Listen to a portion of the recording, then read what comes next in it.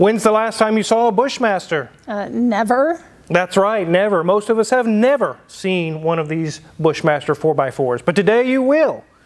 Let's get started.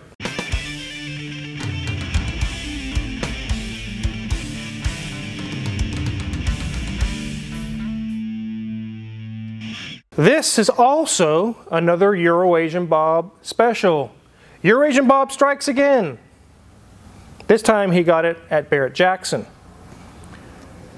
This is a 1984 Nissan Datsun. It actually has both companies' names on this vehicle. It's a 720 model, but it is a Bushmaster setup. And we're going to go over and show you all the cool features. And no, this is not a factory option. It did not come from Nissan Datsun looking like this. So without further ado, let's take a look around this thing. So to many, the front end of this vehicle is very familiar, but the rest won't be. In 1984 to 1986 era, there was 4Runners. You could buy a 4Runner, but Nissan didn't have anything to compete with it. And an aftermarket conversion company called Matrix 3, which is in California, they dubbed this the Bushmaster. The conversion involved removing the roof, welding the bed and cab together, and adding a rear fiberglass topper, which is why it has a strong resemblance to a truck with a topper. The paint on this model is called Tropic Tan, which helped it look like something it could have rolled out of one of my favorite movies, Jurassic Park. Additionally, it has black pinstripes that include the Bushmaster 4x4 decal. It also has black fender flares and brush card and folding side mirrors. As we go around this thing, you can look and see it looks like just a standard pickup with a truck topper, but that is not the case. On the inside, it's like a Suburban or a Tahoe or anything else you're familiar with, or a 4Runner. It goes all the way back, front to rear, and it has seats in the back. As you can see, it is in really pretty good shape. Let's go ahead and hop under the hood. And there we are. Everything looks stock, and this was the years of hoses and hoses and hoses, vacuum hoses controlling everything. They operated their emissions and temperature regulation and all kinds of things off of vacuum hoses everywhere. This is the Nissan Z24 2.4-liter 4-cylinder. It was used from 1983 to 1989 for trucks and their SUVs. As you can see, this is a carbureted engine. Their EFI version wasn't released until the following year. This little beast has 103 horsepower and 134 pound-feet of torque. So like I just mentioned, it's carbureted, it is not fuel injected, and one of the interesting things about this vehicle is when Eurasian Bob was buying it, it ran perfect, everything was running great, and as soon as the hammer went down at Barrett-Jackson and said, "Sold to Eurasian Bob," it died. Isn't that funny, guys? Isn't that crazy? It's nothing serious. Whatever controls the fuel pump, which is a very low pressure fuel pump for a carburetor, failed. And one thing that Barrett-Jackson actually did to help him is they hardwired it straight from the battery to the fuel pump. And once you did that, it would run all day long. In fact, he drove it all the way to Wichita with this little modification. Let me show you here. It's just a little blue wire. You can actually hear the pump run when I touch positive. You can hear it back there pumping away, pumping fuel. The interesting thing is, which was not intended, is I'll go ahead and start the engine, but while this is plugged in, you can turn the key off and it won't turn off the engine. Let me go show you.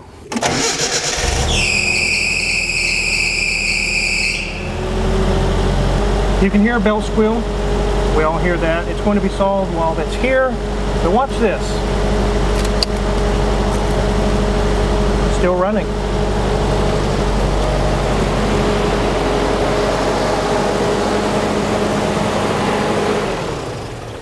Thank you, Mrs. Wizard. You're welcome. So it's definitely not a feature that was intended with this vehicle. Whenever you hook power up to the fuel pump, it's backfeeding to the ECM or something. Whatever's controlling or supposed to control the fuel pump is being backfed and running the car, even when the key is off. I'll probably have Danielson dive into this one and figure out electrically what's going on so we can repair it. We're also going to be fixing the squealing belt, which is probably just a little bit of an adjustment to tighten up a belt. But let's let Mrs. Wizard show you guys in the interior. It's very odd. It's strange because it's completely aftermarket. Let's go ahead and hop in. Okay, ladies and gents, you can see that it has 157,186 miles on this little guy. Not very many for the year it is. The front half of this vehicle is exactly like the 720 of this year. The truck still has 2 bucket seats and few amenities thereafter. Being that this is a utility vehicle, they didn't put too many creature comforts in here. We look at the HVAC controls, not a lot going on there. They did add an aftermarket Boss stereo, but that is about one of the only changes I think we're going to see in here. It is a 5-speed manual. The bucket seats are probably original, but they have been reupholstered to match the rest of the motif of the vehicle with the orange striping in the center, because we see that on the door card, and we're going to see that wrap around as well. Behind these bucket seats is where we are going to find massive changes. You can see they added a platform across the bed, which added a shelf to mount the seat onto. They did add, I don't know, we can't call that an armrest exactly, because it's way too far forward, and you can't call the wheel well there an armrest, but it's definitely, they've solved some problems there. But they do have an ashtray and a cup holder on each side. You can still see that they have the center hump in the center of the vehicle to allow for that drive shaft below. The seat does lay flat, so it does move forward to allow for more space in the back. But as you can see, the seats match.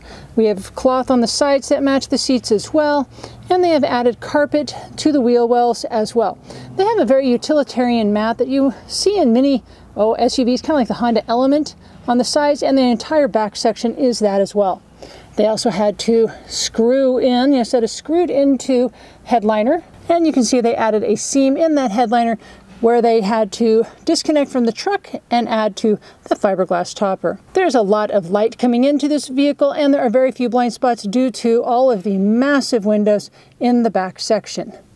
It is a 2-seater, so these seats do go forward, so you can crawl into the back seats.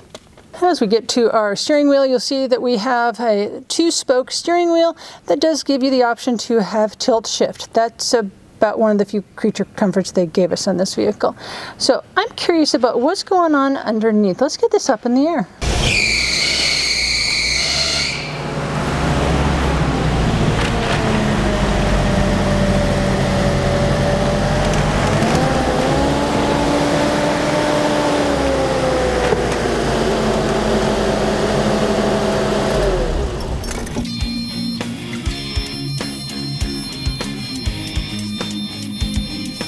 So one thing when you're lifting a vehicle like this is to get the load balanced on the lift, because it's so long. It can be very easily that the engine portion of the truck is heavier than the rear. And we all have seen the memes or the videos on the internet where a truck or a car falls off the lift. We definitely don't want that happening here. So got everything nice and balanced, and it's doing very well. Let's go ahead and look this thing over. I don't see any serious leaks going on. There's our squealing belt. You can see it's loose. Very loose. Probably just an adjustment here. We'll take care of that. Looks like some work has been done to this vehicle. This idler arm is brand new. The Pitman arm is still original. Got a Rancho steering dampener. Move over to the wheel.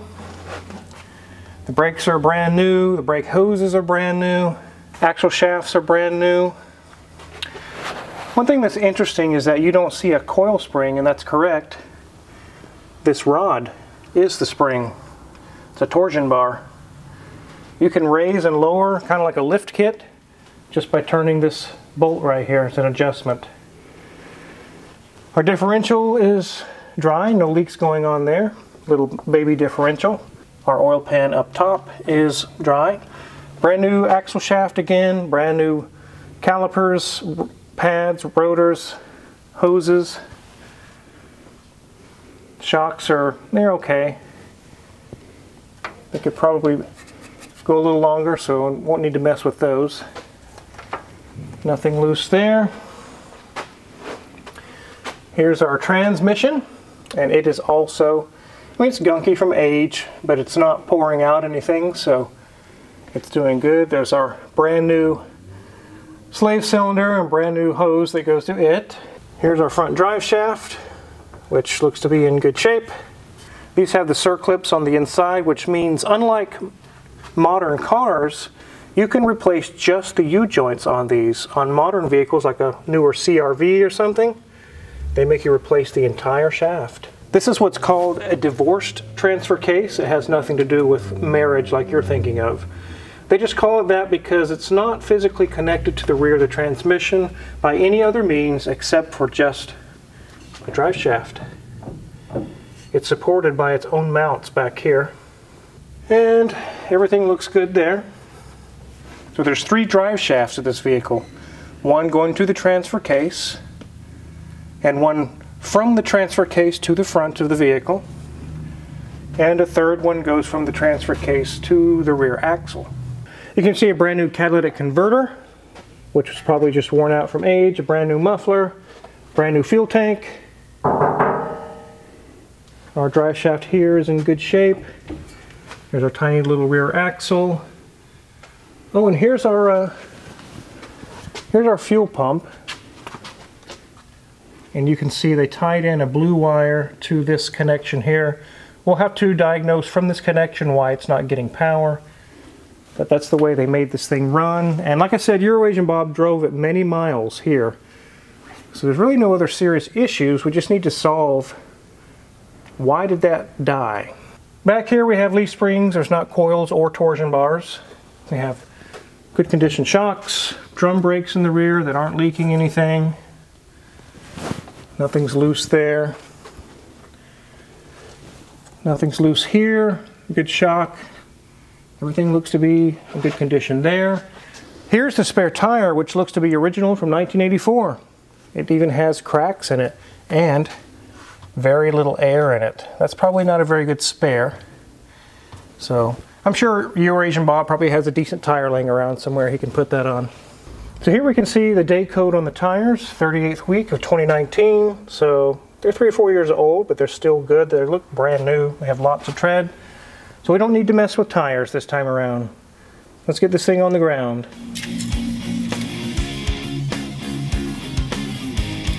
So how many of these are left?